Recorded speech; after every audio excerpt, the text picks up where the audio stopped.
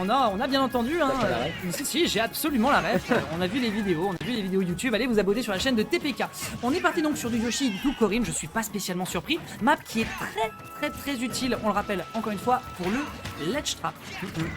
Alors, comment on va aborder Vic comment Vic va aborder ce match-up? Est-ce qu'on va un petit peu plus utiliser les œufs pour essayer de se mettre safe et de se rapprocher, ou alors est-ce qu'on va juste subir ce qui est actuellement le cas? On est en train de se chercher un petit peu, même si Arneol nous montre une petite domination dans ce début de match, mais rattrapé par un Vic qui va venir l'avaler, mettre quelques dégâts avec son backer. En revanche, toujours pareil, quand on passe par la voie des airs, il y a les tilts de Korin qui font loi encore dans ce début de match. Ouais, très clairement. On essaye un petit peu aussi de profiter de l'horizontalité. On a vu pas mal de side B qui sont utilisés pour paralyser l'adversaire. Très belle utilisation ici de Luff, un excellent sniping, mais il a regardé le match de Matteo. Ça se passe comment? Je pense qu'il ne reviendra jamais sur ce stage.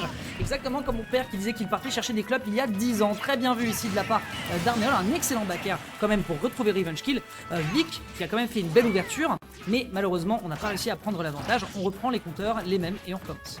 Énorme smash neutral de la part de Arneol. Au moins ça a fait son office à 21%, en plus en forçant Vic est resté un petit peu à mi-distance. Une nouvelle fois, on va aller gatcher en entière avec le nerf de Korin pour repousser Vic qui galère un petit peu à pouvoir revenir, mais qui va se retrouver une nouvelle fois sur le stage. On n'aura pas le même pourcentage par contre pour le joueur de Yoshi, celui que je dis ça pour qu'il mette une grosse face à 66%. Les joueurs à l'heure actuelle s'échangent coup pour coup. Ouais, en fait c'est chouette parce que c'est une map qui de base est petite et qui favorise la bagarre, et donc forcément tu vois que dès que l'adversaire essaie de récupérer le terrain par ne serait-ce qu'un mix-up, il se fait pousser derrière. Peut-être une DI de Z-Event, hein, je pense ici, qui vient de se proposer. Qu'il voulait pouvoir se replacer, tu vois, et continuer à utiliser les œufs pour être assez safe face à la pression que pourrait installer Arneol. Mais bon, à ce moment-là, on s'est fait un petit peu surprendre par le down smash de Arneol. Donc bon, c'était un petit peu dommage. Mais au moins, ça profite au joueur de Psycom qui ne va pas mourir là-dessus. On est sur Smashville. Donc le plafond est très haut et le EPR ne va pas suffire. En plus de ça, on se fait gratter pour Vic, hein. Déjà 60%, 70%, et on va pouvoir continuer, je pense. Ouais, pour l'instant, ouais, ça marche extrêmement bien. On a vu ici qu'on a essayé de récupérer l'adversaire en charge sur la plateforme, mais la plateforme est quand même assez haute, hein. On n'est pas sur SBF, donc malheureusement, on va pas pouvoir autant utiliser l'arsenal de Yoshi, qui on rappelle a certaines maps sur lesquelles il peut up smash en dessous de la plateforme, et ça permet d'aboutir à un kill, notamment sur PS2. Là ici, on va peut-être pouvoir aller chercher quelque chose, un excellent neutralaire en starting frame qui met plus de dégâts. Ça dégage complètement ici le personnage de Fire Emblem qui a peut-être du souci à se faire, parce qu'on a aussi une connaissance en ce qui concerne Vic, c'est que cet homme à 130% peut te faire des remontées qui viennent d'absolument nulle part. Ouais, s'il trouve la bonne conversion au bon moment, voilà, comme par exemple là-dessus. Énorme donner. Je déteste ce move. Un petit 30% là, je crois que c'est 30%. 30% le dernier. Sympa. C'est de la merde. Très sympa. Moi j'apprécie. Après il y a un set leader qui va venir faire un petit peu sa loi là-dessus. On reviendra, on a un petit peu raté son edge guard, ce qui fait que la situation s'est inversée entre les deux joueurs. Et on sait bien que Yoshi, avec de l'arrache, ça peut être terriblement dangereux avec un air. Est-ce qu'on a encore un saut pour Arneol, même une remontée possible? Excellente tech proposée par Vic, mais au moins on se placera. Smash et on va venir décoller. Aïe. Pour Yoshi. Ouais, c'est Yoshi qui deviendra la météorite qui mettra fin à l'ère des dinosaures, visiblement. En vrai, je répète, c'est pas des lol les capacités de remontée de Vic. Il l'a mis à 90. Il était pas loin de pouvoir s'en débarrasser. C'est juste un dashback un peu malheureux et précipité qui a fait qu'il s'est fait empaler. Brochette de dino au dîner ce soir pour Arneol, qui prend donc une ouverture. On rappelle qu'on va chercher la winners finale là. C'est pas rien du tout. D'ailleurs, je suis un peu surpris sur le bracket. Toujours en BO3. Surtout qu'on est toujours en BO3. Je suis un peu surpris au niveau du bracket tout de même sur la semi. Donc ça veut dire qu'on a quoi au niveau de nos joueurs Ouais, je me surveille un peu. Est-ce que du coup ça veut dire que Papo et Consort ne sont pas venus? C'est plutôt la loser, qui a un petit peu de mal. Ou alors ils les ont envoyés en loser, peut-être, je ne sais pas. Je crois que j'aille demander post. Mais je crois que malheureusement tout ce qui est Flo et Ludo n'ont pas fait apparition. Ludo il est là. D'accord, ok, très bien. Donc il est loser side, très bien. Merci pour l'information NTK. Donc on enchaîne, on est cette fois-ci sur Yoshi Story, au choix donc de Vic. Pourquoi? Parce qu'on veut un plafond qui est beaucoup plus bas. Ah bah oui, quand tu veux abuser des EPR, je suis bien content d'avoir ce genre de plafond pour Yoshi. Maintenant il faut les trouver, ces conversions, il faut aller chercher Arneol. Et la patience à l'heure actuelle de Vic. aurait pu sceller cette première stage du côté de Arnéol. Il faut pouvoir reset là pour le joueur de Corinne, c'est chose faite.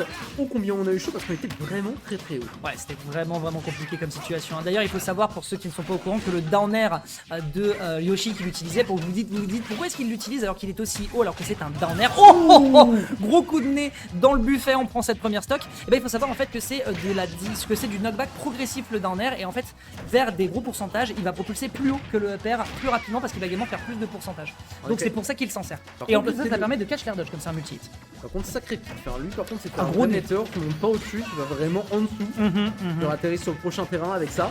Est-ce qu'on va pouvoir venir chercher, parce que là maintenant Vic, il a ce qu'on appelle énormément de rage, 132%, et Yoshi mine de rien, ça peut être tiens comme un personnage assez lourd dans sa classe de personnage, 132%.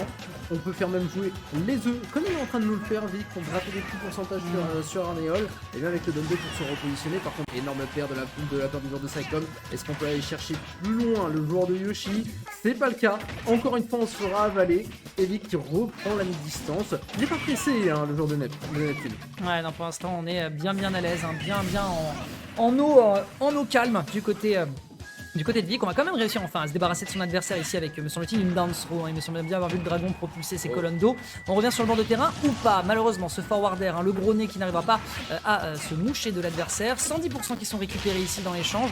C'est propre, c'est très propre ce qu'est en train de nous faire Vic. Visiblement, la différence en termes de map fait clairement la différence entre les deux joueurs. Il y avait un backer chargé par Vic. Attention, pour le joueur de Yoshi, alors on va pas mourir à 50%.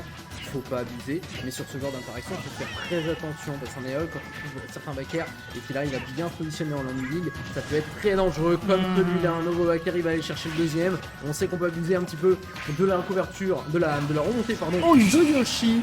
Et ça sera la fin du neutral B qui va venir couper en deux. Je crois qu'il en a eu marre de se faire grab et de partir dans la bouche du personnage. Il l'a regardé, il lui a fait non, au bout d'un moment, tiens, prends-toi mon haleine abyssale à moi aussi. Et on en parle plus. Ah oui, là, c'était buffet.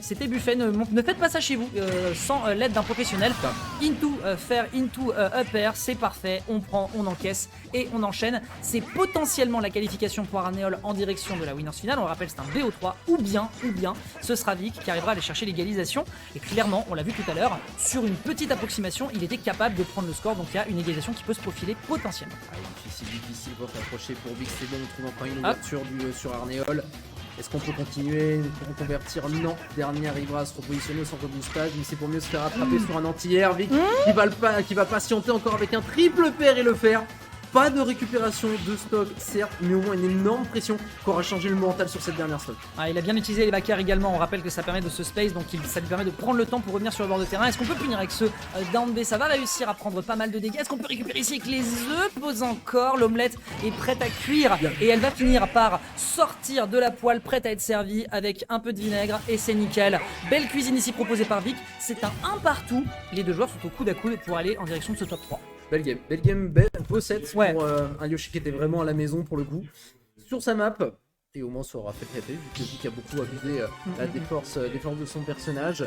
Tu vois, j'attendais beaucoup plus sur du jeu aérien, mais il a vraiment surtout concrétisé au niveau du neutral et le garder énormément off stage, parce qu'on sait qu'on peut un petit peu abuser de ce que Corinne, on va dire, de sa mauvaise reco. Ouais.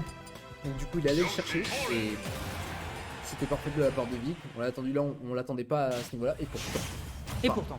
On l'attend à ce niveau-là, mais plus dans le sens où... Oui, dans ce type de situation. De gameplay. Exactement, ouais. Et non, et pour le coup, ça a l'air d'avoir bien fonctionné. On va préférer donc partir sur de la triplate encore et toujours, mais cette fois-ci, voilà, on va un petit peu plus grand. On va ouvrir l'écart, voilà. On va ouvrir un petit peu les horizons. On survivra un poil plus longtemps, alors qu'on sait aussi que Arnéol, avec les repères, il va en avoir besoin. Mais au moins, ça lui permettra d'éviter de survivre quand même au kill power du dino qui frappe comme un camion ben. 55% pris en sa faveur, mais Vic se laisse pas faire, si ce n'est qu'ici, il a quand même du mal à trouver de bonnes introductions. Toujours un qui utilise beaucoup le donner d'ailleurs, histoire d'éviter que le up air de Vic ne continue à faire son office. On spam ce move pour essayer de se repositionner, air dodge sur le côté pour se replacer sur la plateforme. Certes, on limite un petit peu la casse, mais on le sent de plus en plus incisif le joueur de Yoshi sur ses avancées. Il a de moins en moins peur de se rapprocher du joueur de Saicom et il a le lead dans le game. Ouais, un petit lead un petit peu timide. Est-ce qu'on peut réussir à punir ici? On va prendre un shin poke et vous le voyez, hein, vous voyez à quel point ça propulse l'adversaire.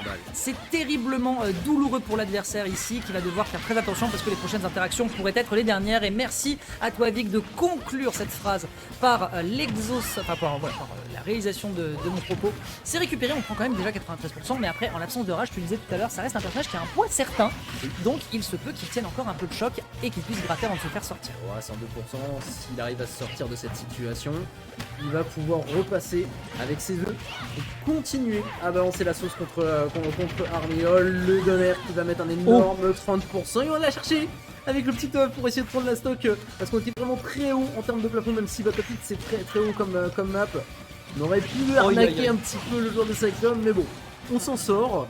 Malgré tout, on a quand même fait un bon 100%. Ouais, c'est vraiment très très bon. On gratte bien le shield poke. Je ne sais pas si Vic l'attendait ou pas, mais il n'a pas converti derrière pour aller chercher le kill. Peut-être, voilà, l'effet de surprise. On va malheureusement se faire avoir ici par le 10 loin. Encore une fois, on est obligé d'accepter cette burst range du personnage adverse qui est beaucoup plus grande. La burst range, encore une fois, c'est toute cette distance sur laquelle vous êtes certain de pouvoir frapper. Et là, on va pouvoir réussir à toucher avec cette œuf qui finalement fera enfin mouche, comme si on voulait se battre dans une manif à coups d'œuf. Et c'est bien récupéré encore une fois sur un essayant de juggle. Les deux joueurs sont au coude à coude, mais malheureusement, je vois le compte des stocks et je me dis qu'Arméol a potentiellement du souci à se faire. Ouais, avec le taf qui a vraiment été bien fait pour Vic. Rien que prendre 2 stocks avec le pourcentage de rage qu'il avait, c'est même s'il perd sa stock, il est vraiment en avance. Il a juste à aller chercher les conversions qu'il connaît si bien, toujours avec des short up, avec des nerfs qui vont poke et mettre toujours plus de pression sur Arméol. Pourtant depuis tout à l'heure en double saut et avec quelques donneurs ou upper, tu l'as bien dit, le jeu de Juggle qui est pris, mais le jeu de Juggle à l'heure actuelle, il est pour Vic.